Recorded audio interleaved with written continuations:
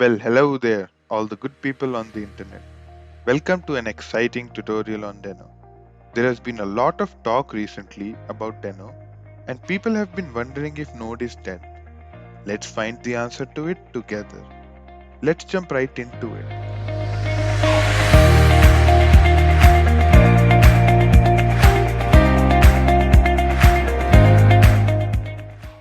Before we can start coding, let's understand a few things about Deno. The first and very obvious question is, what is this Deno after all? So their website states that Deno is a simple, modern, and secure runtime for JavaScript and TypeScript that uses V8 and is built in Rust. What this means is that, just like Node, Deno is a platform or software which allows you to execute JavaScript. A very good thing about Deno is it supports TypeScript out of the box. Deno uses V8 engine. You might be wondering what V8 engine is. V8 engine is nothing but a software that actually parses and executes your JavaScript or TypeScript code.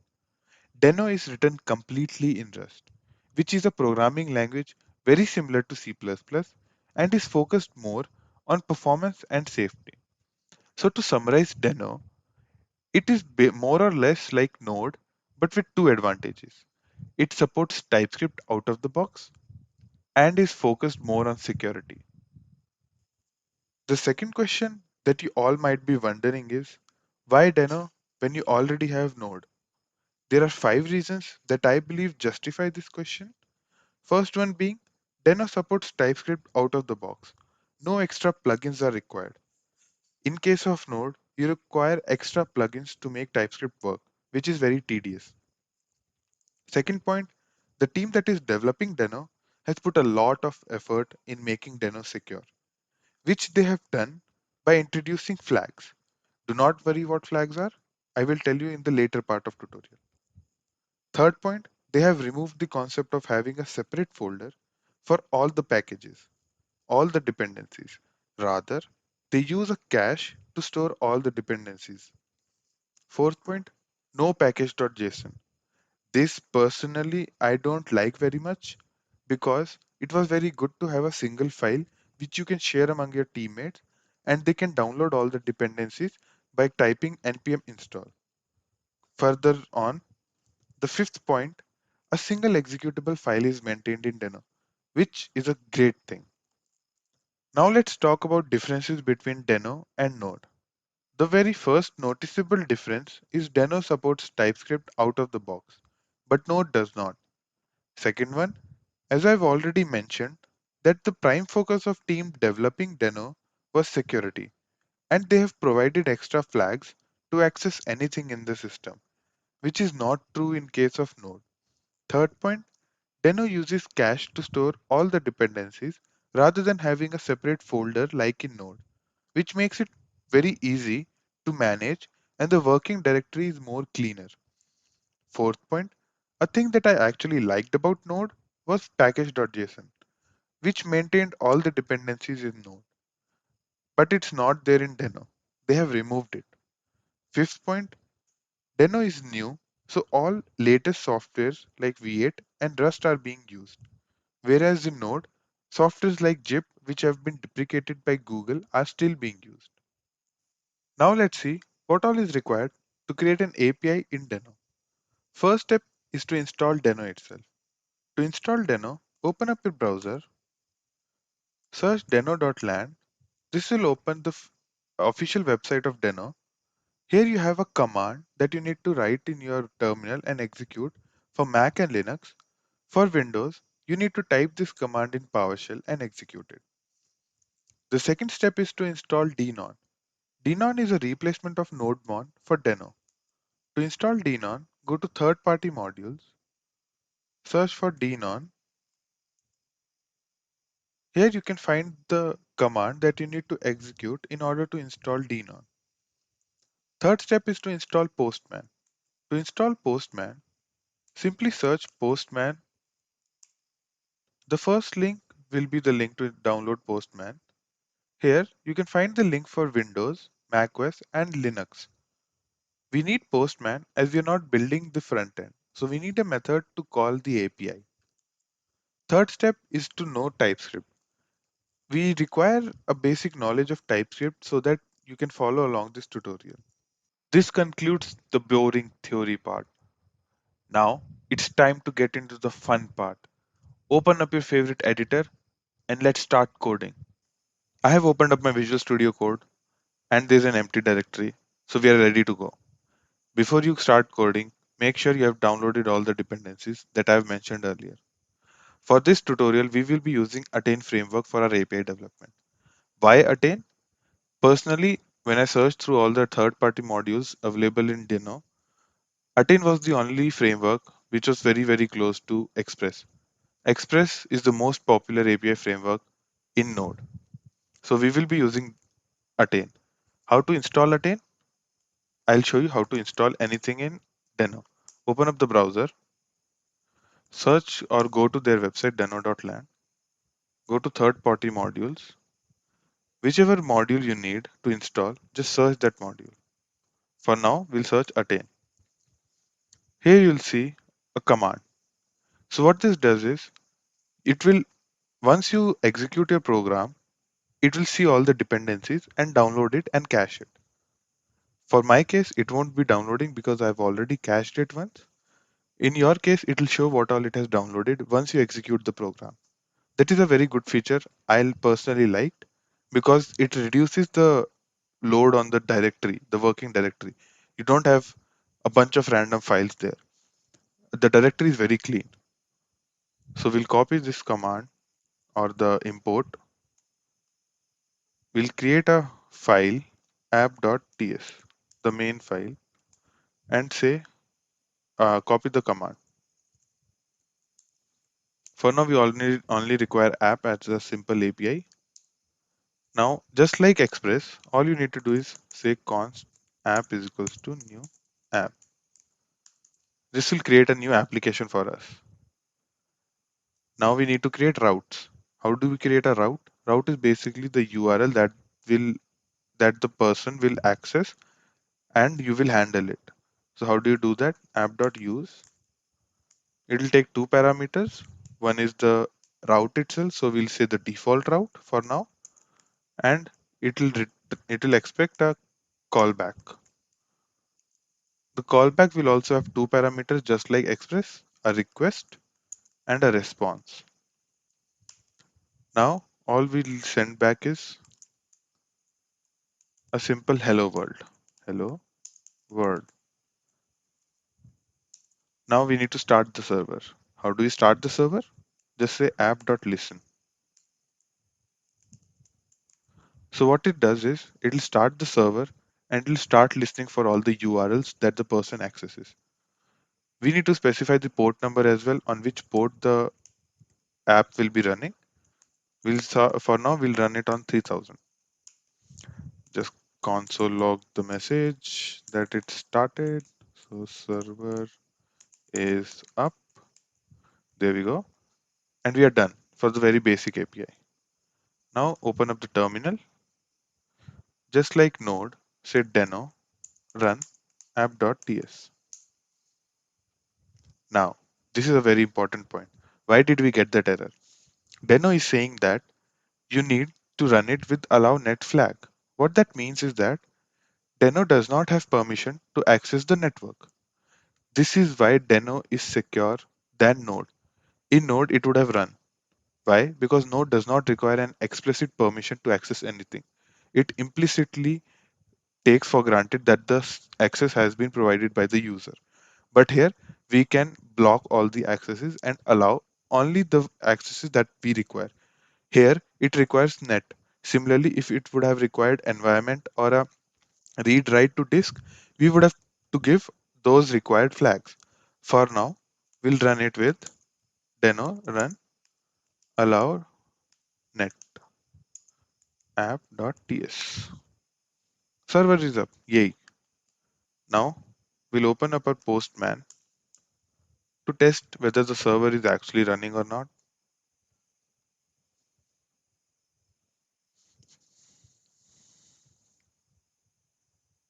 It open. We'll start with a new tab, get request, HT. TP localhost 3000 and we say send. Here it says hello world. So now you're done with your first part. You have created a basic API, but we are not done here. We still have more to do.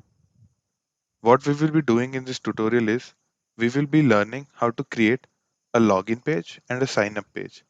Not the UI part, we'll be sending data through Postman, but the backend part. How do we handle it and how do we return a response and check the data? We will be doing it properly with all those proper data structures and proper file structure or the workspace structure. So let's start with the second part.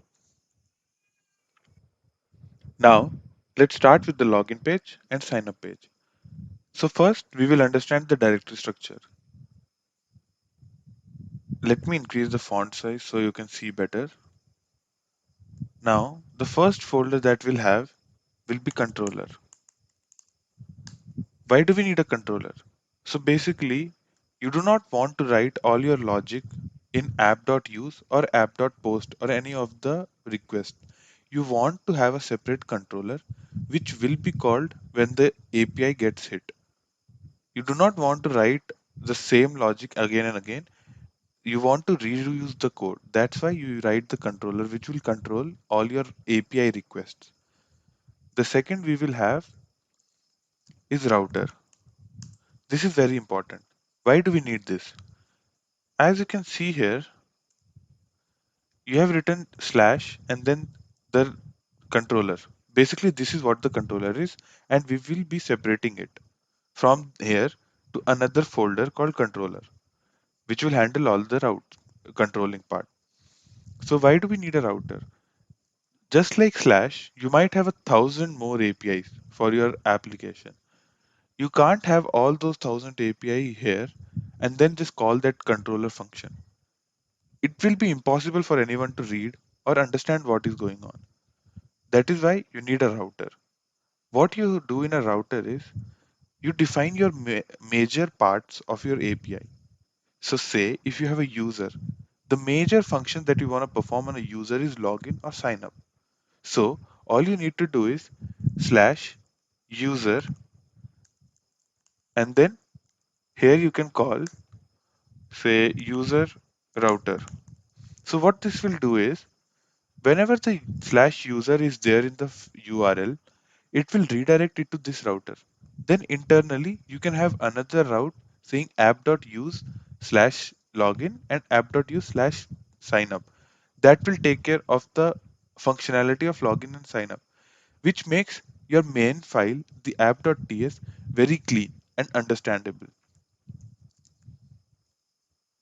The another folder that we need is repository.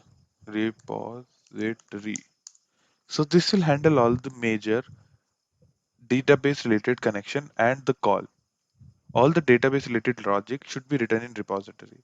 For our case, we are not using any database. So our database here is just a file or a data, just an array of data that we will be using. But if you're using a database, all your database related queries or your database related schema should be defined in repository. The last folder is types.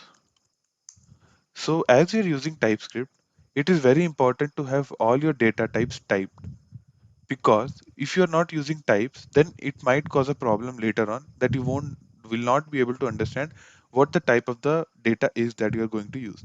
So for that, you need to define all the types for the data type. So we'll start with types now. We'll create a new file, say types.ts.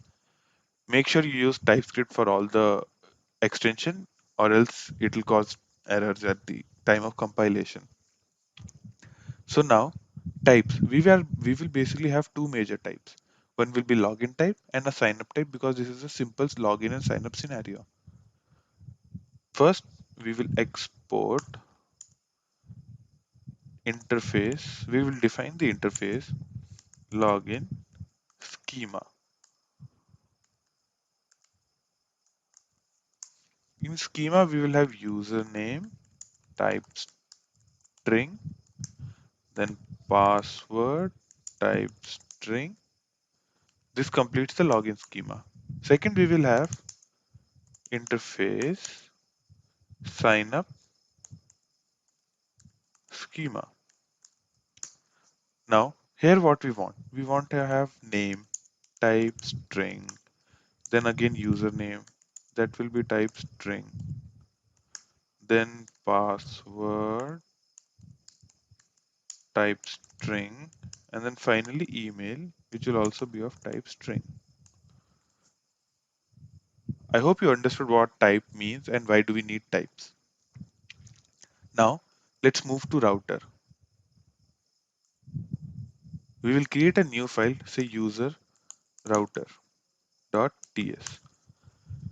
So why we have written user router? Similarly to user, you might have a different uh, API, say post API, which will post some content to your database. That to handle that, you need a post router. It's just a naming convention that you need to follow so that you can understand your code later on. Now user router, here we have to use this library again. Here we will use the other three imports that I had deleted earlier. First was the router, second was the response, and then request. Similar to app, you have to create a router here.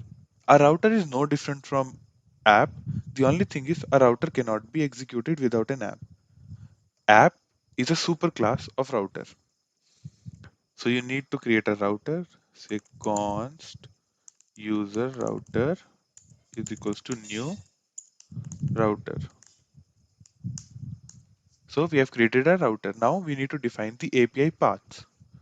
The first one will be user router dot post. We will be using post method as we have to send the data body. Post slash will say login, and we will have some controller say user login. Let's name it this. This will handle the request on login when it comes. The second will be user router dot post slash say sign up. Let's name it sign up, and it will be sign up. No, sorry, user sign up. Yeah, this makes sense. Now all we need to do is export our router. We won't be using response and request here. I'm very sorry. This will be used in the controller. Now it's time for the controller. We will create a new controller, say user controller.ts. Here we will use those two requests and response. Uh, Request, then response. So now we will need to define the logic behind the user router. So the two functions that we need to define here is user login and user sign up. Before that, let's first define our database. For repository, all I will do is define user data.ts, which will have the user data. Here, I won't be doing anything. I'll just define few users. So I'll say const, no, not const, let. I won't be using const because this data will be modified later. So const, if you write const, you cannot modify the data later. So let users. Now we have to use TypeScript. So here we need to define the type of the user. It will be sign up schema. We imported that sign up schema from types.ts. User schema, sign up schemas will be equal to. Now here we can clearly see the four things that we need. This is a very good feature about TypeScript. First, we'll define name. Name we can write John Doe. Then username we can have John Doe. Then password we can have as pass. Then the final thing that we need is email. So we can say email as John Doe @gmail.com. Let's consider that. Uh, I'll copy this user. Sorry, as it's an array, it's better to cut.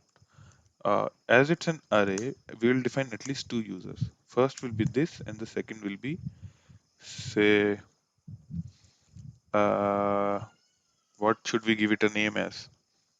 Say Ram. No. Mm, let's say Vatsalya.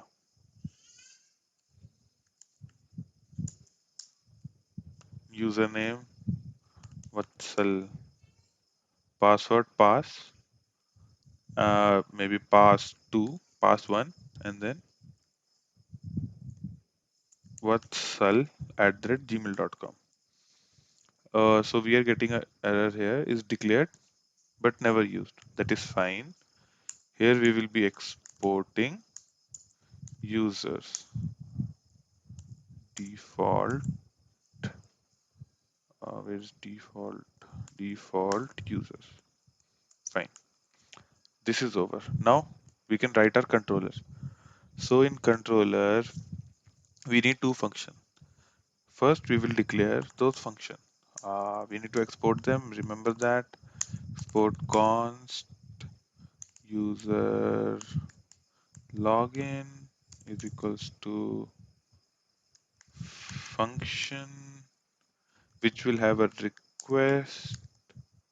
Now we need to define what the request type will be. It will be type request, and response will be of type response.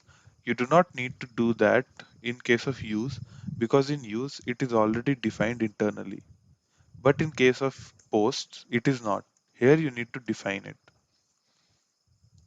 Here, what we will do is, first we'll get the user from the request, the username and password. How do we do that?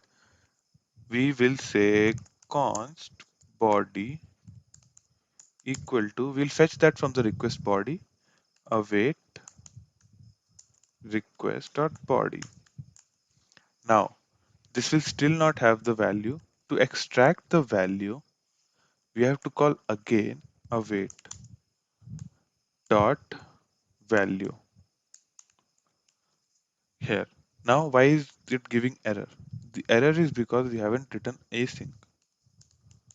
So whenever you write await, you need to have an async function. Now, await is done. We have the body. Now we need to get the username and password from body and check it with the database. Here, as we do not use database, we are just using a mock data. We will just use the mock data to search. We will just use the body and search it in the mock data. So we'll use a simple for loop for that, nothing to be complicated. It's just the main concept here to learn is how to create the API, not what goes inside the controller. So we'll say let, okay, first we'll say for, sorry, let I is equals to 0, I is less than users dot size, oh sorry, length, dot length. Why do I not have the length? User dot, oh, okay, wait, yeah, I understood. Okay, we have to define it as array. Sorry, I forgot that. We need to define it as an array because it's an array. So now it will have length. Yeah. Now we are getting the length and I plus plus. Now inside for loop, all we need to do is say if body dot username. Okay, we'll define the body type also here. It will be of login schema type so that we can have a better. See, I had a typo and it detected that it's not a part of body because we gave it a type.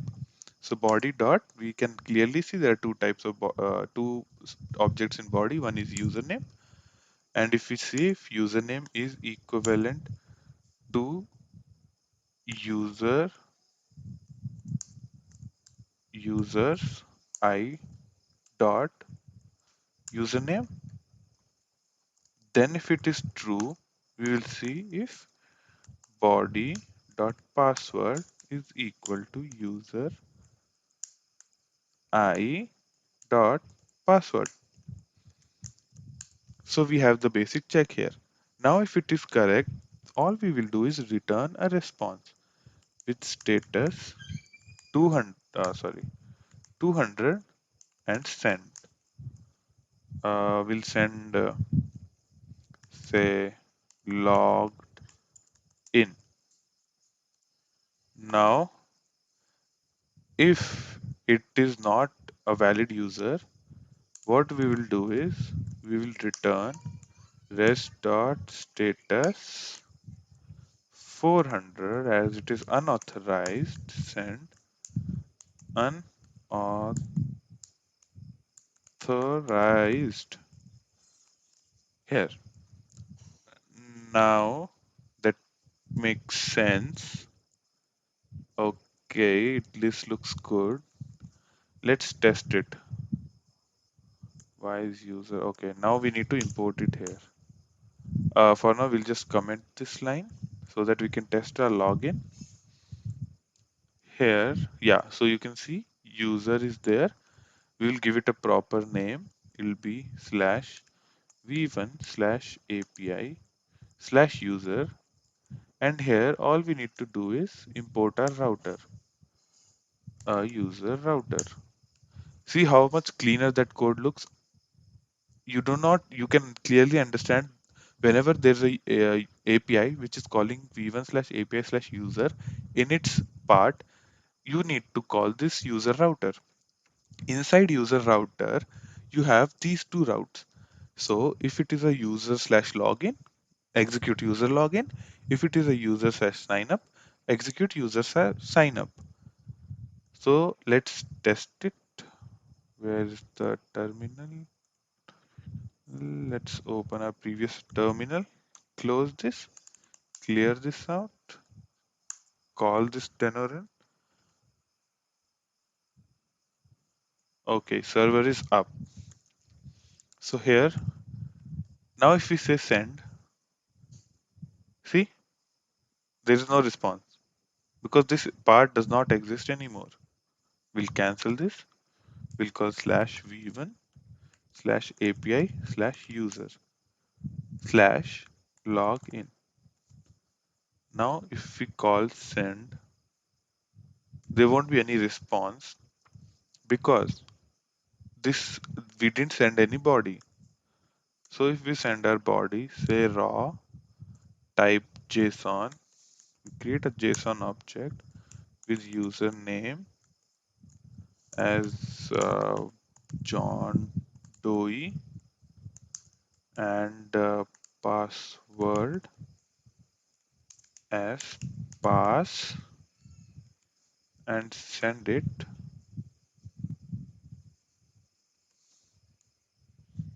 Okay, this did not work.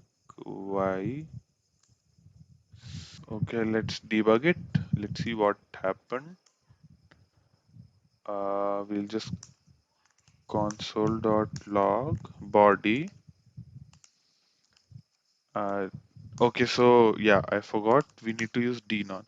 So to use denon, just type denon uh, run dash dash allow net app.ts.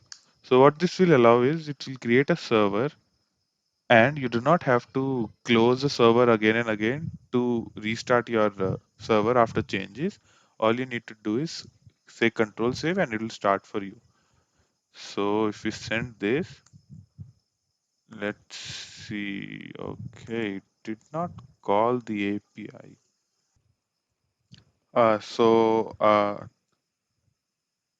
There is an error. Let's see. Okay. User routes. Okay, so I understood. Post. Very sorry for that. You need to have a post as it's a post request. So now let's try this and see we are logged in. So the logged in part is completed. You can go ahead. You can connect to database. There are a bunch of the third-party modules available. There's one called Mongo that allows you to connect to MongoDB, so you can check that out. Now let's try with sign up. For sign up, let's uncomment this. So you saw it automatically detected changes and compiled the file again. So it's throwing error, that is obvious. Now let's try creating our sign up export. If I can type, okay, const user sign up. Again, it will be an async function because we need to get the body. Request will be of type request. Rest will be of type response. Now, first, what we need to do is we need to get the body. So to get the body, you know the drill. Await, again await. If I can type request dot body dot value. So we have the body. Now all that is left is to insert the body back into the user database. So how do we do that? User dot push body. Now here again we need to make sure that it is the data type that we want. So what we do is we call sign up schema.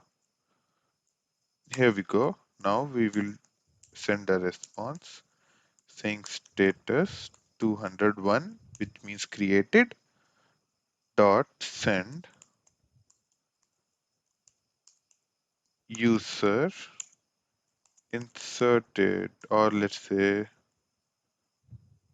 sign up completed, the exclamation. That looks good. So let's import this, and I think we are good to go. Okay, let's save this first, then it's restarting. Okay, it compiled successfully. Let's wait for the server to be up. Server is up. Now, again, make sure it is the post API. I'm very sorry for that mistake. Now, okay, let's put some name. Say uh, Romeo Jan, something. I really don't care about the name. Romeo Jan, password to Jan only, right? Yeah. Then email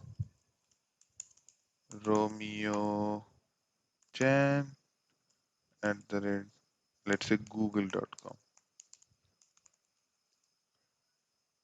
Perfect. Add the comma here.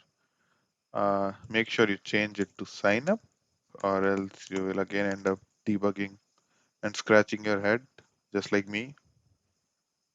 Now sign up is done. Let's send and see what happens. So again, there is some issue. Oh, okay, I understood. I'm sorry, a typo.